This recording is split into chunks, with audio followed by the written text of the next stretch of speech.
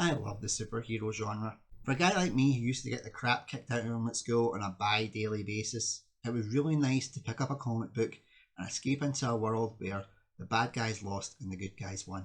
Granted, not all the time, but close enough.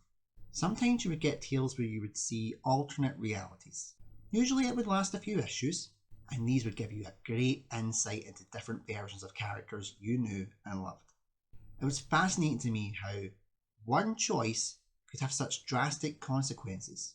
However, there were some tales that really made me feel stupid as a child, and those ones normally revolved around multiverse arcs.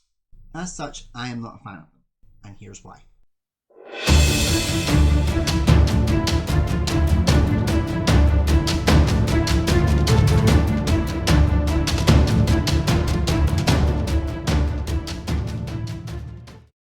These points are just my humble opinion, and no doubt yours will be different from mine. So all I ask is that you be respectful, otherwise I will disable the comments.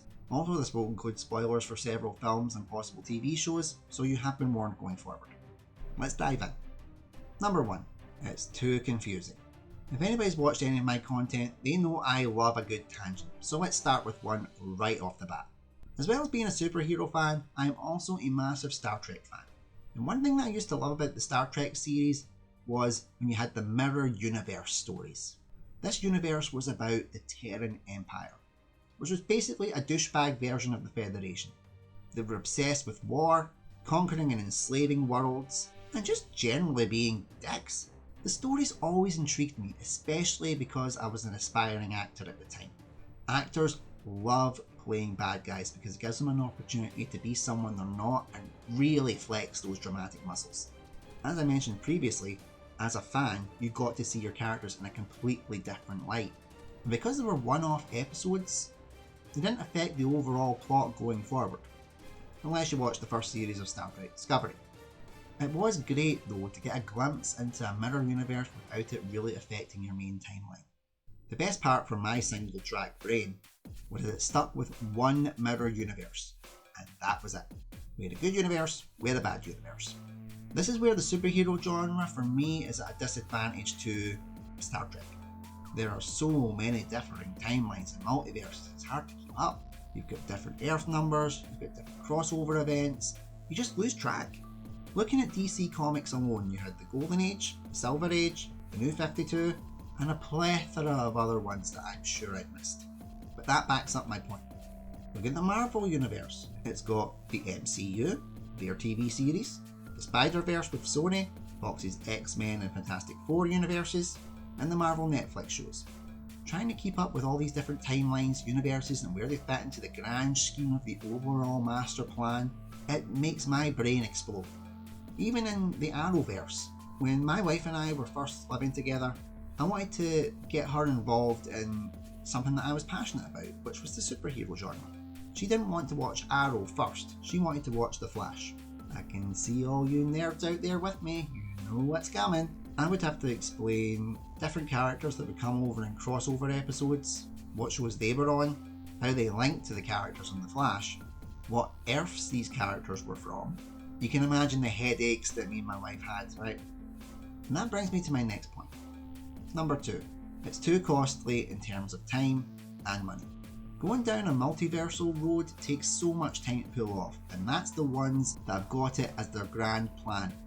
You have to be so careful intertwining all these different realities, timelines, universes, and where they all fit, as well as different versions of characters and plot lines, that the margin for error is extremely finite. Comic book fans are really nitpicky. They will be able to spot an error a mile away. And when that happens, cue the plethora of podcasts and YouTube episodes that call you out. Not judging, I really love you guys. This is where I get all my information from.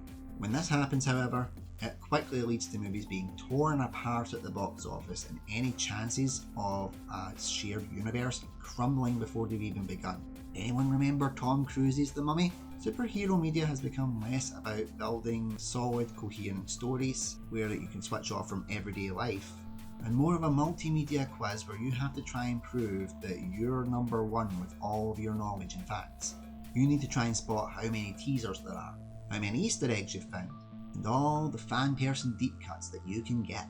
That alone requires time that, if you're a family man like myself, you just don't have. Would I rather spend all this time trying to pick out Easter eggs with my friends, or spend my weekends spending time with my kids? Or I think you know the answer. Number 3. Fan service! When done right, a multiversal concept can be fantastic.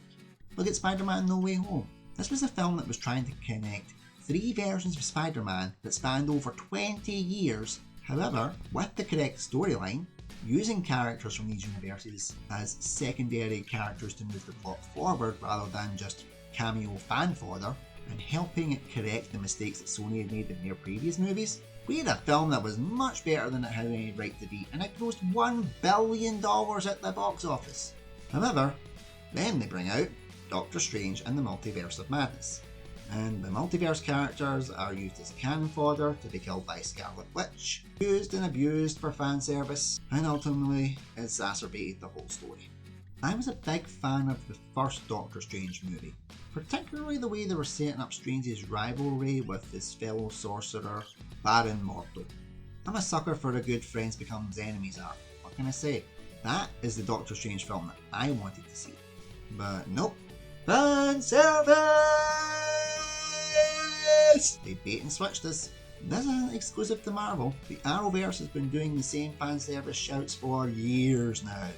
Every Arrowverse crossover right up to Crisis on Infinite Earths at this point in the recording was their own Doctor Strange Multiverse of Madness. Some of them didn't work, and some of them were done right. The difference was they had several TV episodes to try and build a cohesive storyline. Some people say that that was arguably a bigger challenge, a debate which I will gladly remain on the fence for, but it did also suffer from the commonplace multiverse traps that they do in any media. The DCEU are trying to incorporate their own multiverse, which included a cameo in Crisis on Infinite Earths as mentioned above.